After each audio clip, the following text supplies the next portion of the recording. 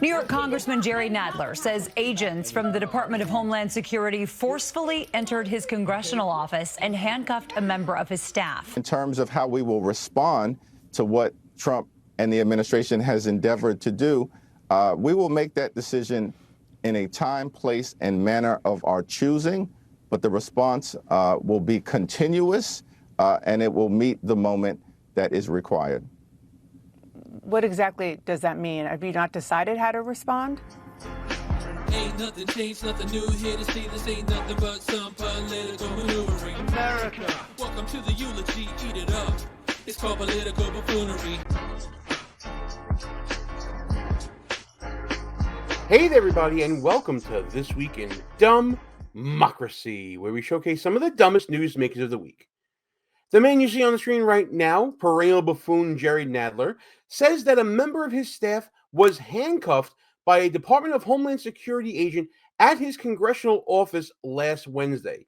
The incident, as you'll see soon, was caught on video.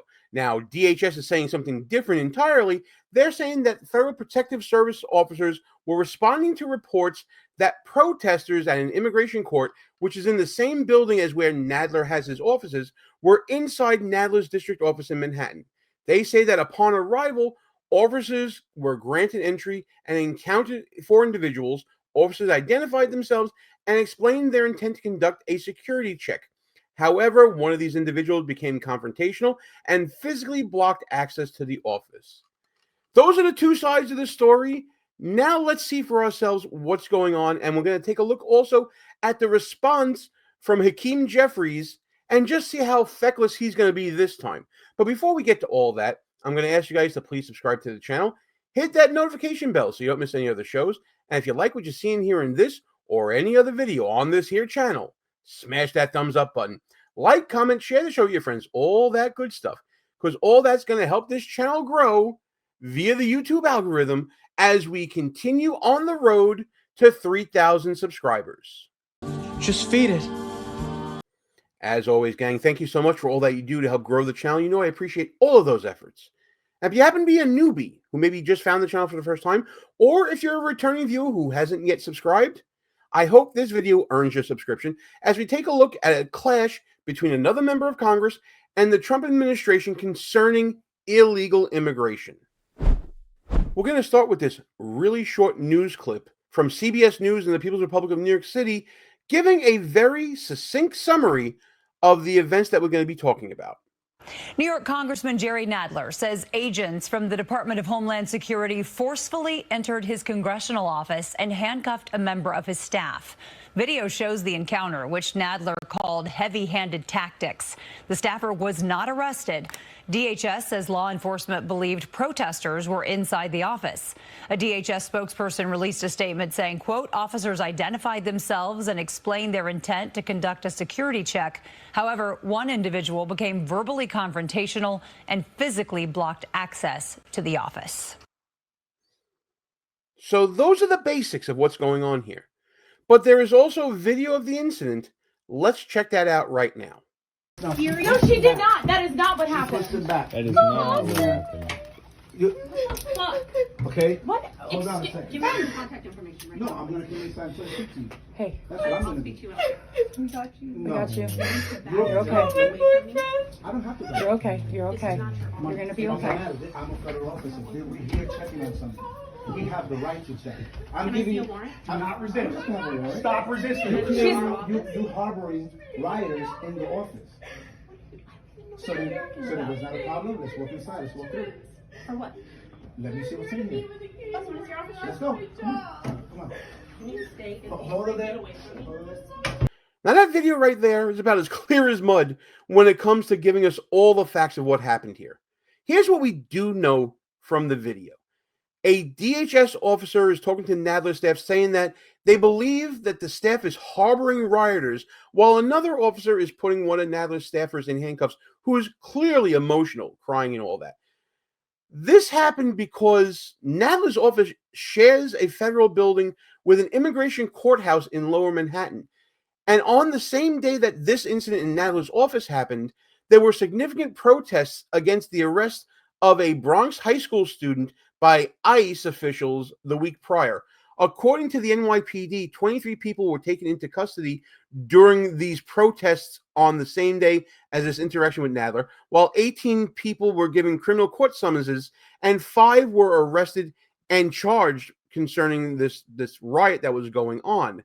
Now, in response to this, we could also hear one of Nadler's staffers asking, "Where's a warrant?" Well, if there's a riot going on that's been ongoing in the building on another floor, and maybe these people tracked some of these rioters up to Nadler's office, I don't know if there would necessarily need to be a warrant there to begin with. But again, we don't know exactly what happened here. These are the accounts that we're getting from both sides.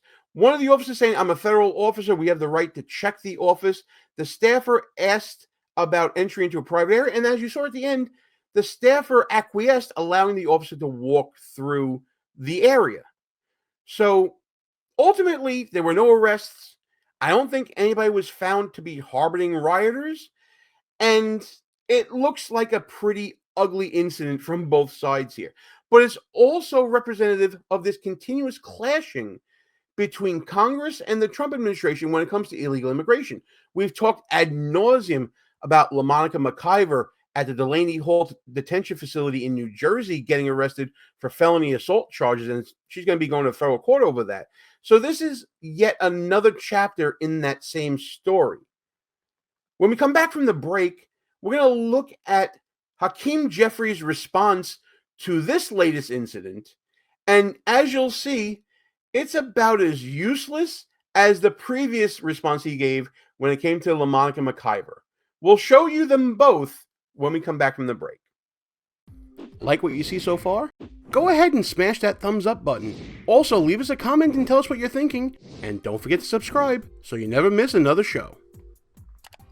I want to ask you about something that happened in your home state of New York. In the past couple of days, Congressman Jerry Nadler said that DHS agents entered his congressional office on Wednesday without a warrant and handcuffed a member of his staff. This, of course, comes after the Trump Justice Department charged Democratic Congresswoman LaMonica McIver with obstructing ICE agents after an altercation at a facility in Newark, New Jersey. Now, I know you previously warned that the administration charging members of Congress was a, quote, red line. What are you doing now that the red line you talked about has apparently been crossed? Well, let me make clear that the House is a separate and co-equal branch of government, the Congress. We don't work for Donald Trump. We don't work for the administration. We don't work for Elon Musk. We work for the American people. And we have a responsibility to serve as a check and balance on an out-of-control executive branch. That's the constitutional blueprint that was given to us by the framers of the United States democracy that we have inherited over the last few centuries. And so we're going to continue to undertake our congressional responsibility, notwithstanding efforts by the Trump administration to try to intimidate Democrats. It's unfortunate that our Republican colleagues continue to be nothing more than rubber stamps for Trump's reckless and extreme agenda. And the American people, I think, will ultimately reject that next year when we will take back control of the House of Representatives. In the meantime, in terms of how we will respond to what Trump and the administration has endeavored to do, we will make that decision in a time, place, and manner of our choosing, but the response will be continuous and it will meet the moment that is required. What exactly does that mean? Have you not decided how to respond? Yeah, great follow-up, Dana. That was a whole lot of word salad. A reminder that they do oversight over the executive branch. I mean, okay, what's that got to do with what happened in Nadler's office? And that they're going to continue to oppose Donald Trump. He mentions Elon Musk for some reason. Okay. And then he says that, we're going to do something. Sounds like he has zero plan going forward as to how to deal with this. Because Donald Trump and Homeland Security and ICE, they seem to be acting aggressively. There's no doubt about that. But are they acting unlawfully? I think that's a completely different story. I think that when it came to LaMonica McIver, there's video of her throwing elbows on a federal officer. I think in this particular case, there's a video where the officers are talking about whether or not Nadler's office was harboring rioters. And there was a riot going on, so it wasn't like they made that out of thin air. This is some of the same feckless nonsense that we keep hearing from Hakeem Jeffries in his robotic, mechanical way that he does things. Let's remember what he said after the Delaney Hall incident in Newark, New Jersey, involving LaMonica McIver. What would your statement the other day after there was this incident in Newark, you said they better not touch our members. Correct. What happens if they were to go and arrest these members, or if they would try to sanction them here in the House of Representatives? They'll find out. What would you do, though? They'll find out. Recourse? But doesn't that broach a... They'll find out. Doesn't that go across... That's a red line. What's the red line, though? I know we have this... It's a red line. It's very clear. They know better than to go down that road, and it's been made loudly and abundantly clear to the Trump administration. And this was Hakeem Jeffries' response after news broke of federal felony charges against McIver for that incident in Newark, New Jersey. Just got word that LaMonica McIver, a hard-working member of Congress, has been criminally charged by this corrupt Trump administration. I am a robot. What the F is wrong with you? For gosh sake, watch your language. Congresswoman McIver didn't commit any crime. Did you rehearse that?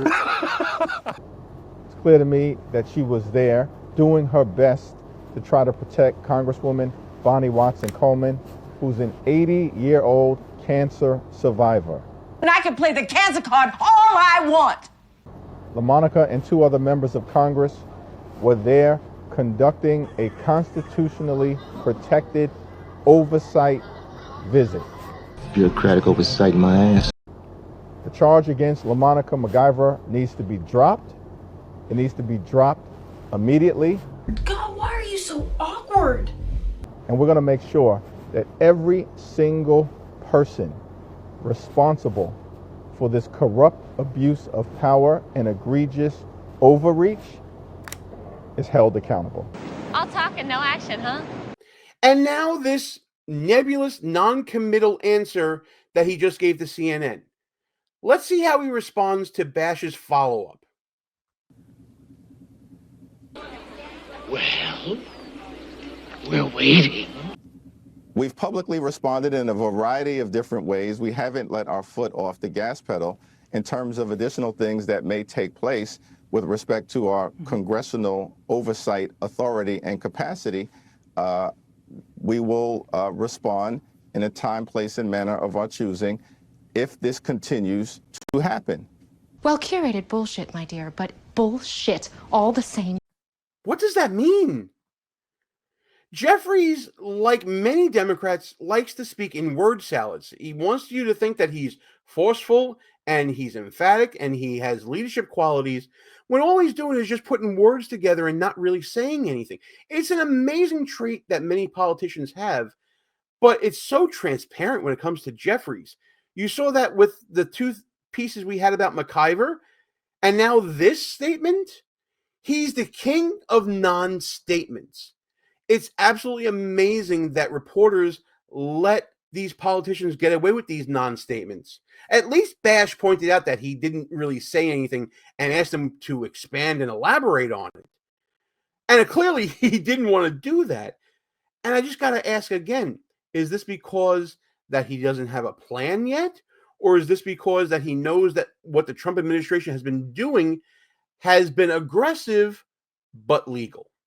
Definitely the latter. You believe, as Jerry Nadler said, that the administration is trying to intimidate Democrats? I think the administration is clearly trying to intimidate Democrats in the same way that they're trying to intimidate the country. This whole shock and awe strategy, this flood the zone with outrageous behavior that they've tried to unleash on the American people during the first few months of the Trump administration is all designed to create the appearance of inevitability. But Donald Trump has learned an important lesson. The American people aren't interested in bending the knee to a wannabe king. It's the reason why Donald Trump actually is the most unpopular president at this point of a presidency in American history. The American people have rejected this approach. And we as Congressional Democrats will continue to reject this approach. Dude, that is not even a little bit true. Yeah, I'm going to call bullshit on that statement from Hakeem Jeffries. Trump being the least popular president at this point in his administration of any other president in history? Yeah, the numbers don't jive with that, my friend. Even CNN's pollster Harry Enton disagrees. I think it's time for a bit of a reality check, right? We were going to late April. Donald Trump's approval rating, his net approval seemed to be falling. He seemed to be adios, amigos. People were writing his political obituary. He is rising from the dead. Look at this. Hello, Trump's net approval rating among voters. This is the Reuters Ipsos polling. Look at this. In late April, he was 8 points underwater. But look at where he was in the most recent poll among voters. He's up 7 points to a -1 point net favorability rating. This is not the picture I think a lot of people were thinking that we would be painting in late April. I think a lot of people expected his approval rate to keep dropping, but at least according to Reuters Ipsos, it's in fact rising. Put this then in a larger perspective, Harry. Yeah, okay. So, this is just one poll, right? But let's take a look across an aggregate of polls. What are we seeing here? And I want to compare both to where Donald Trump is now versus where he was in late April, as well as where he was at this point in term number one. What you see is at -6 points, he is a little bit worse off than he is in the Ipsos Reuters polling, but he is considerably better than he was in late April when he was 9 points underwater. And more than that, look at this. He's nearly 10 points better than he was back in May 16th of 2017 in his first term. So what we see is Donald Trump's not just doing better than he was doing in late April of 2025, he's doing considerably better than he was doing at this point in term number one, about 10 points better than he was doing at this point in term. So how is it possible that Donald Trump can be the least popular president in American history at this time when CNN's own polling numbers that they report on shows that Trump is more popular now at this time in his second term than he was in his first? Short answer, because Hakeem Jeffries doesn't know what the fuck he's talking about. In fact, when you go look at Rasmussen's daily presidential popularity pollings, Trump is at 53% overall in total approval. And as we go to approval index, those that strongly disapprove of the president are at 37%, while those that strongly approve of the president is at 36%. It's a statistical dead heat. So in summary, Hakeem Jeffries, who has a very stilted way of talking to the people and using his hands, trying to do a bad Obama impression, not only doesn't follow through when he makes a threat. God damn it, man. I swear you guys rip on me 13 or 14 more times, I'm out of here. But he also has no command of the facts and puts forth false narratives. This shouldn't inspire confidence in any Democrat that he's going to be able to put up any resistance against Trump. And honestly, when you think about it, what resistance can you do here if the actions of Trump and the Department of Homeland Security and ICE are legal? Well, you can go change the law, but to do that, you need to have a position in government where you're able to put forth legislation that'll pass, and Democrats can't do that, at least not until like 2027 if they win the midterms. So right now, Hakeem Jeffries, Jerry Nadler, they're all talking no badge. They're not going to be able to do anything as Trump continues to press forward with his immigration reform stance and his aggressive tactics to stop and stem illegal immigration and deport those who do not legally belong in the country. That's what I'm seeing anyway. Let me know what you guys are seeing. Do you think that Trump and the administration is being too aggressive in pursuing illegal immigrants? Let me know what you think about that in the comments. And as always, like and share this video with your friends, subscribe to the channel, hit that notification bell so you don't miss any other shows. I think that Trump may be aggressive here, but I don't think it's too aggressive. I think this is what's needed for the moment. And as far as meeting the moment, the Democrats have absolutely nothing in response to this. But like I said, I could be wrong. Let me know if I am wrong in the comments on this video. And feel free to discuss any of the other shenanigans and buffoonery happening every day this week in DUMBmocracy.